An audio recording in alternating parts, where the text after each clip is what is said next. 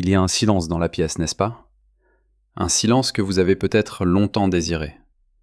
Pas de porte qui claque, pas de téléphone qui sonne avec une urgence implicite, pas de ton de voix qui monte et qui vous oblige à retenir votre souffle. Le chaos s'est retiré. La guerre, du moins la guerre extérieure, est terminée.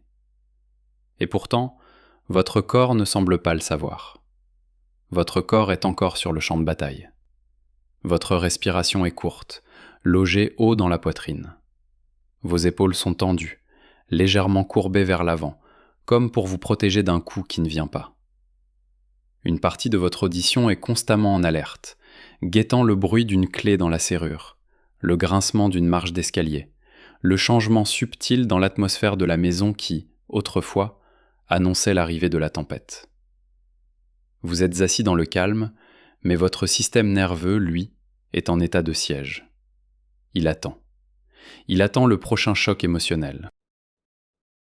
C'est pas une pensée consciente. C'est pas une peur que vous vous formulez avec des mots. C'est une condition, une posture de l'être, inscrite dans vos tissus, dans la chimie de votre sang, dans les circuits neuronaux gravés au fer rouge par l'expérience. C'est une hypervigilance devenue une seconde nature, une armure que vous n'arrivez plus à enlever, même lorsque la paix a été signée. Le problème, c'est que cette armure pèse une tonne. Elle vous épuise. Et elle vous empêche de vivre le calme pour ce qu'il est, non pas une pause entre deux catastrophes, mais un lieu possible de résidence. Comprendre que le corps attend encore le prochain choc, c'est l'un des chapitres les plus déroutants et les plus essentiels du retour à soi après une longue période de survie relationnelle. C'est reconnaître que même si vous avez quitté la dynamique toxique, une partie de la dynamique toxique vit encore en vous. Pas par votre faute, pas par faiblesse. Mais parce que votre corps a fait son travail. Il a appris à survivre. Le défi maintenant n'est plus de survivre, c'est d'apprendre à vivre. Et cela commence par comprendre le langage de ce corps qui se souvient, ce corps qui continue de monter la garde, longtemps après que l'ennemi a quitté les lieux. L'attention, cette ressource si précieuse et si limitée, est encore entièrement tournée vers l'extérieur.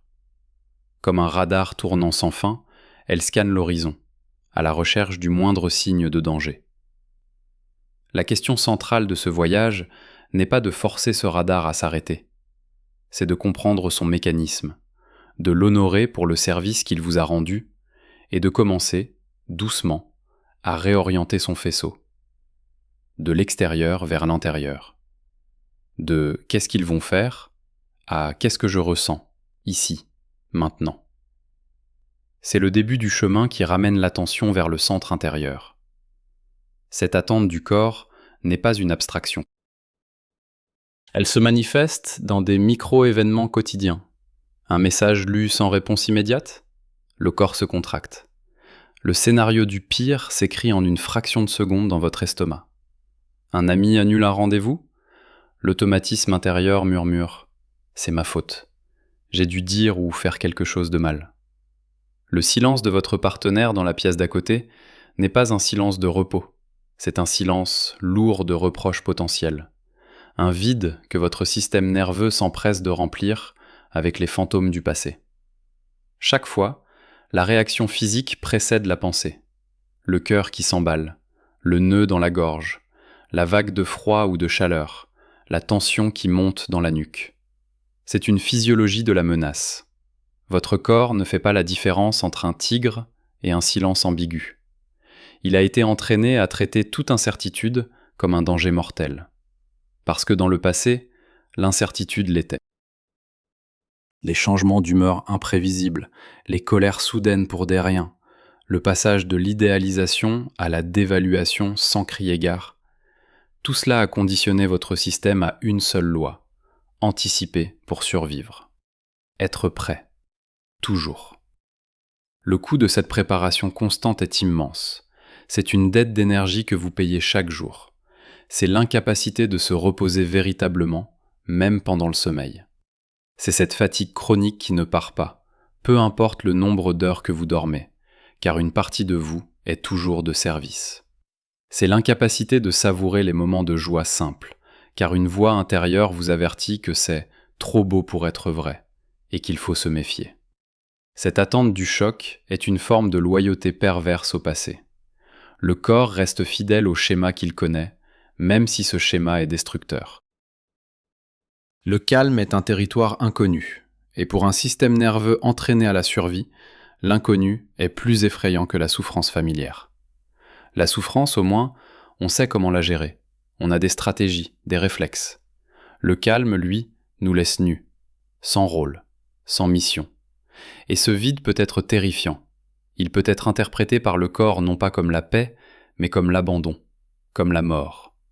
Alors, le système nerveux, dans sa tentative de vous protéger, peut même aller jusqu'à saboter la paix. Il peut vous pousser à chercher l'intensité, à provoquer une petite dispute pour briser une harmonie trop pesante, à vous sentir attiré par des personnes ou des situations qui recréent le drame familier. Parce qu'au moins, dans le drame, vous savez qui vous êtes, le sauveur, le médiateur, celui qui comprend, celui qui endure. Dans le calme, la question se pose. Qui suis-je quand je n'ai rien à gérer, personne à sauver, aucune crise à désamorcer? Le retour de l'attention au centre intérieur n'est pas une décision intellectuelle, c'est une pratique corporelle. C'est apprendre à habiter ce corps qui a été si longtemps un simple véhicule de réaction. Cela commence par des gestes minuscules. Le premier est de nommer. Pas de juger, pas de vouloir changer, juste de nommer. Ah, voilà, c'est ça. Mon cœur bat vite, ma gorge est serrée, mon corps attend un danger. Il n'y a pas de danger dans cette pièce, c'est une mémoire qui joue en moi. En faisant cela, vous créez un espace, aussi fin qu'une feuille de papier au début, entre le stimulus, le silence, le message, et la réaction automatique. Vous cessez d'être la réaction. Vous devenez celui ou celle qui observe la réaction. L'attention, pour la première fois, n'est plus capturée par l'extérieur. Elle se tourne vers l'intérieur pour observer un processus. Ce n'est pas un chemin de positivité forcée. Il ne s'agit pas de se dire « tout va bien ».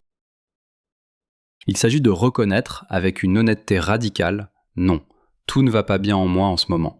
Mon corps est en panique. Et en même temps, je peux regarder par la fenêtre et voir que le soleil brille, que le monde extérieur n'est pas en train de s'effondrer. Les deux sont vrais en même temps. » C'est la capacité de tenir deux réalités simultanément. La réalité de la mémoire corporelle et la réalité du présent. Pendant longtemps, dans la dynamique toxique, il n'y avait de place que pour une seule réalité, celle de l'autre. Votre propre perception, vos propres sentiments étaient constamment niés, minimisés, ridiculisés. Tu es trop sensible, tu imagines des choses, ce n'est pas ce qui s'est passé. Vous avez appris à douter de votre propre boussole intérieure au point de la ranger complètement. Votre corps, en devenant hyper vigilant, a trouvé un autre moyen de vous informer, un moyen plus primitif, plus difficile à nier. Il est devenu votre système d'alerte. Maintenant, le travail consiste à remercier ce système d'alerte pour son service et à lui signifier que le niveau de menace a changé. Ce n'est pas un licenciement, c'est une promotion. Il n'est plus en charge de la détection de menaces extérieures, il est invité à devenir un outil de proprioception, de conscience de soi. Imaginez une scène. C'est un samedi après-midi. Le soleil filtre à travers les rideaux.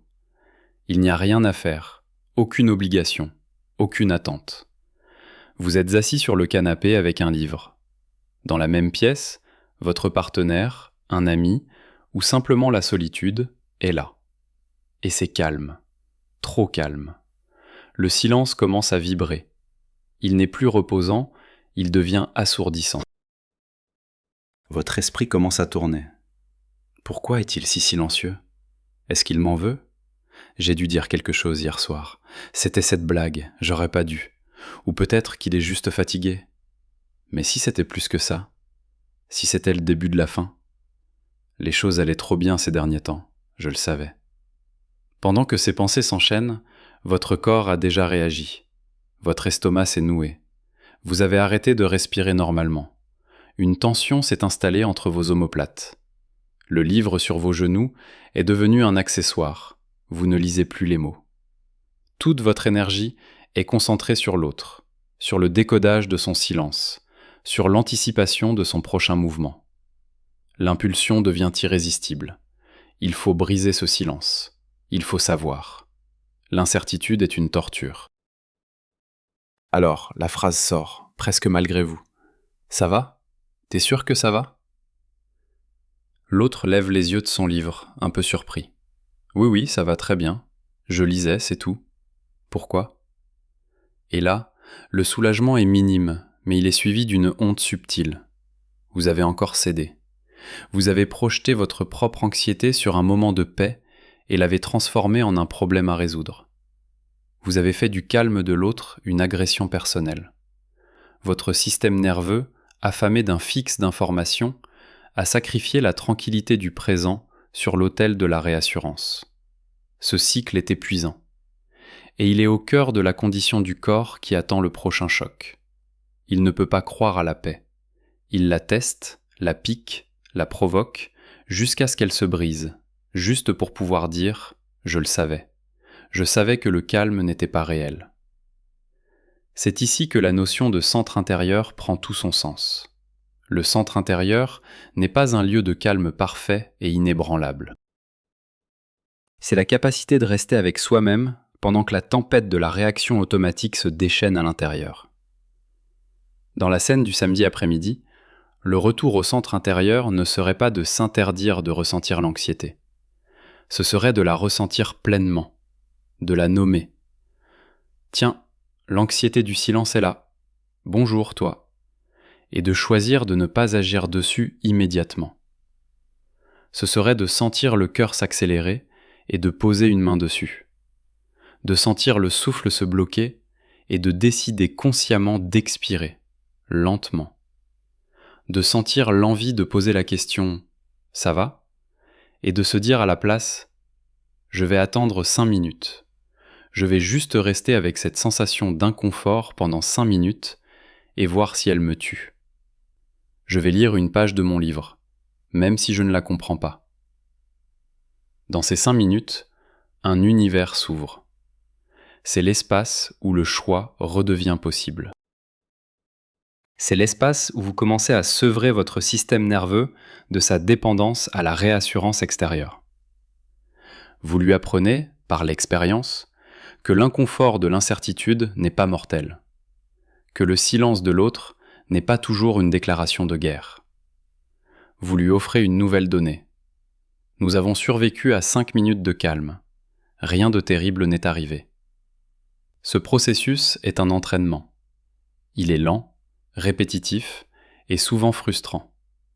Il y aura des jours où vous poserez la question « ça va ?», avant même d'avoir réalisé que vous étiez anxieux. Et ce n'est pas grave. La culpabilité n'est qu'une autre façon pour le système de créer un drame intérieur. Le chemin est de remarquer, sans jugement.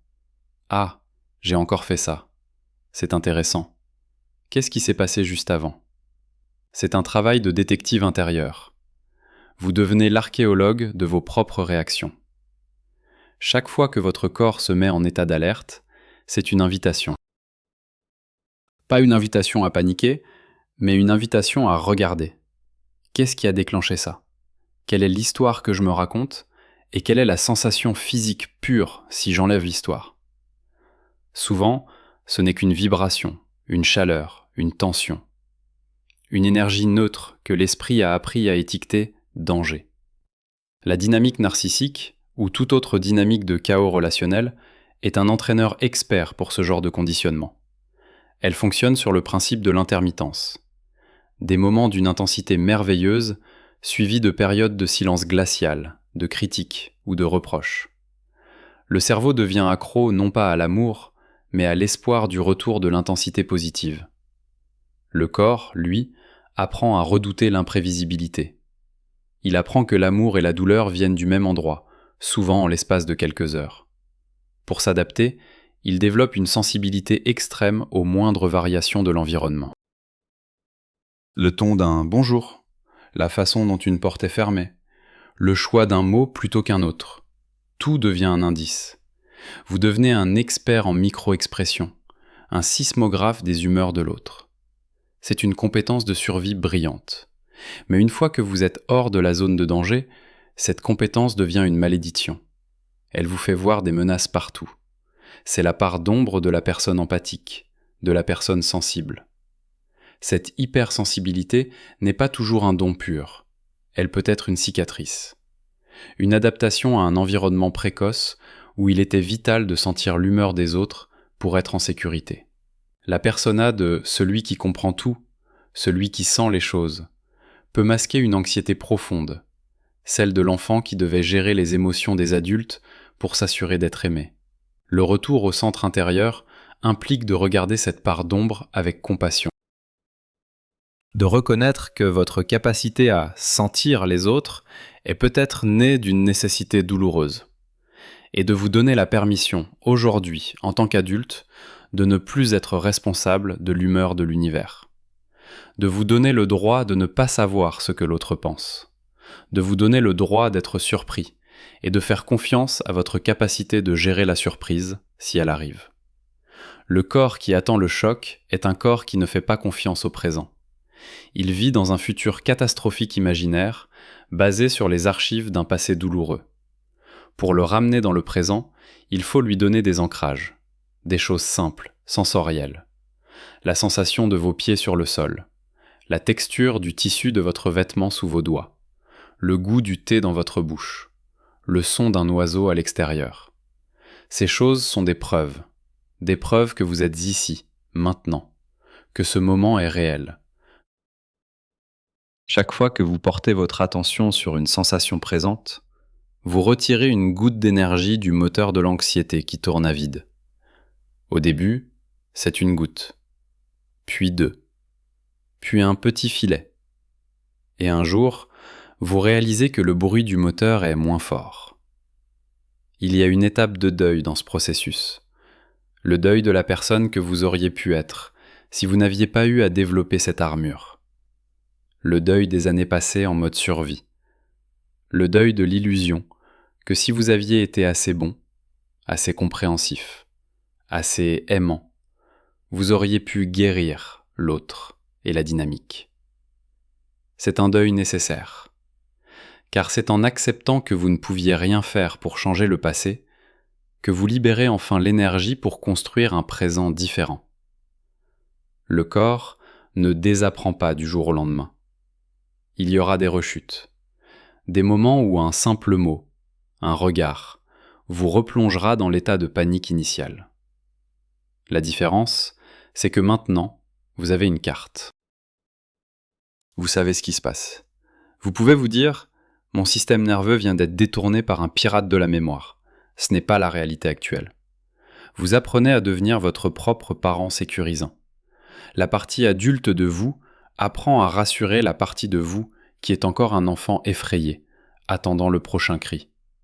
Vous apprenez à vous parler avec une douceur que vous avez peut-être toujours réservée aux autres. Je sais que tu as peur, c'est normal, mais je suis là. Nous sommes en sécurité maintenant. Respire avec moi. Le véritable test, l'épreuve la plus difficile, n'est pas interne. Elle vient, inévitablement, du monde extérieur. Elle arrive souvent au moment où vous commencez à vous sentir un peu plus stable, où le calme commence à vous sembler moins menaçant. Imaginez, c'est un mardi soir, tard. Vous êtes sur le point de vous endormir, et pour la première fois depuis des mois, votre esprit est relativement silencieux. Votre corps est lourd, détendu. Et puis, le téléphone vibre sur la table de nuit. Une seule fois. C'est un message. Votre cœur fait un bond dans votre poitrine, instantanément. L'adrénaline efface toute trace de sommeil. Avant même de regarder l'écran, vous savez. C'est une sensation, une ondulation dans le champ énergétique qui vous lie encore à votre passé. Vous prenez le téléphone. C'est un nom que vous n'aviez pas vu depuis longtemps. Un nom associé à d'innombrables nuits blanches, à des conversations en boucle, à cette sensation familière d'être à la fois indispensable et jamais assez. Le message est court, anodin en apparence. « Salut, je pensais à toi. J'espère que tu vas bien. » Le corps ne lit pas le message. Il lit ce qu'il y a derrière. Il lit des années de conditionnement. Et il hurle. Alerte rouge. Votre estomac se serre au point de faire mal. Votre souffle est coupé. Votre esprit, en une nanoseconde, a déjà construit 10 scénarios. C'est un test, c'est un piège. Il/elle a besoin de quelque chose. C'est le début d'un nouveau cycle. Il/elle va mal. C'est de ma faute si je ne réponds pas. C'est de ma faute si je réponds. L'ancien vous, l'opérateur de survie, aurait déjà tapé une réponse. Une réponse soigneusement calibrée. Ni trop froide, pour ne pas être méchant, ni trop chaleureuse, pour ne pas donner de faux espoirs. Une réponse qui cherche à gérer l'émotion potentielle de l'autre. Une réponse qui prend des heures d'énergie mentale à formuler. Salut, merci, je vais bien. J'espère que toi aussi tu vas bien. Prends soin de toi. Une réponse qui est une performance. Mais ce soir, quelque chose est différent. Vous avez fait un peu de chemin. Vous sentez la panique monter, mais vous ne devenez pas la panique. Vous regardez le téléphone comme si c'était un artefact étrange. Vous sentez votre cœur battre la chamade, et au lieu de vous laisser emporter, vous posez une main sur votre sternum. Vous vous dites, à voix basse ou dans votre tête, « Mon corps est en train de réagir à une menace passée. Ce n'est qu'un message. Je ne suis pas en danger. » Vous choisissez de ne pas répondre, pas comme une punition, pas comme un jeu de pouvoir, mais comme un acte radical de préservation de soi. Vous choisissez de donner la priorité au calme que vous veniez à peine de trouver. Vous choisissez de ne pas sacrifier votre nuit de sommeil pour gérer l'anxiété d'un fantôme. Vous reposez le téléphone. Et c'est là que le vrai travail commence. La culpabilité monte. Je suis une mauvaise personne. Il/elle tend la main et je l'ignore. La peur. Et si c'était grave? Et si il/elle avait vraiment besoin d'aide? L'ancien rôle de sauveur vous crie dans les oreilles. Et vous restez là, allongé dans le noir, et vous laissez ces vagues vous traverser. Vous ne les combattez pas. Vous ne leur cédez pas. Vous les respirez. Vous respirez la culpabilité. Vous respirez la peur. Et vous continuez à vous ancrer dans le présent. La sensation des draps sur votre peau. Le poids de votre corps sur le matelas. Le son de votre propre respiration qui, peu à peu, redevient plus profonde. Vous ne dormirez peut-être pas bien cette nuit-là, mais ce sera une insomnie différente. Ce ne sera pas l'insomnie de l'attente anxieuse d'une réponse de l'autre. Ce sera l'insomnie de la désintoxication. Le bruit du système nerveux qui se réorganise, qui proteste, qui se débat contre un nouveau mode de fonctionnement. Le lendemain matin, vous êtes peut-être fatigué, mais vous êtes entier. Vous n'avez pas été fragmenté par la réaction. Vous avez gardé votre énergie à l'intérieur de vos propres frontières. Et quand vous regardez le téléphone, le message semble différent, moins puissant. C'était juste des mots sur un écran. La charge explosive, c'était vous qui la portiez. Et vous avez choisi de ne pas allumer la mèche. C'est ça le retour au centre. Ce n'est pas un événement unique, c'est une succession de choix. Le choix de ne pas répondre tout de suite, le choix de respirer avant de parler, le choix de tolérer l'inconfort de l'incertitude, le choix de croire que votre paix intérieure est plus importante que la gestion des émotions de quelqu'un d'autre. À mesure que vous pratiquez cela, l'attention qui était autrefois un projecteur balayant l'horizon à la recherche de sous-marins ennemis peut enfin s'éteindre. Ou plutôt, elle peut se tourner vers l'intérieur et devenir une douce lampe de chevet. Elle n'éclaire plus le danger, elle éclaire le paysage intérieur. Et que découvrez-vous à cette lumière? Des désirs que vous aviez oubliés, des rêves que vous aviez mis de côté, des besoins simples, le besoin de silence, le besoin de nature, le besoin de créativité, le besoin de rire. L'énergie qui était consacrée à l'hypervigilance est maintenant disponible. Pourquoi? Pour vous, pour construire, pour apprendre, pour aimer, mais d'une manière différente. Un amour qui ne cherche pas à sauver, mais à partager. Un amour qui ne se nourrit pas du drame, mais qui s'épanouit dans la tranquillité partagée. Le corps apprend lentement. Il apprend par la répétition d'expériences sécurisantes.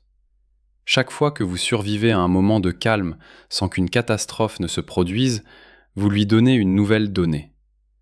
Chaque fois que vous ne réagissez pas à un déclencheur et que le monde ne s'arrête pas de tourner, vous réécrivez une ligne du code. Le but n'est pas de ne plus jamais sentir le sursaut de l'ancienne alerte. Ce serait inhumain. Le but est que ce sursaut ne soit plus le commandant en chef de vos actions. Il devient une information parmi d'autres, une note de bas de page dans l'histoire de votre présent. Ah, tiens, l'écho de la peur, intéressant. Et vous continuez à marcher. L'attention qui revient au centre intérieur, c'est le moment où vous cessez de vivre votre vie en réaction à l'extérieur. Vous commencez à agir à partir d'un lieu d'impulsion intérieure. Vous ne vous demandez plus « que dois-je faire pour qu'il ne soit pas en colère ?» mais « de quoi ai-je besoin pour me sentir aligné et en paix ?»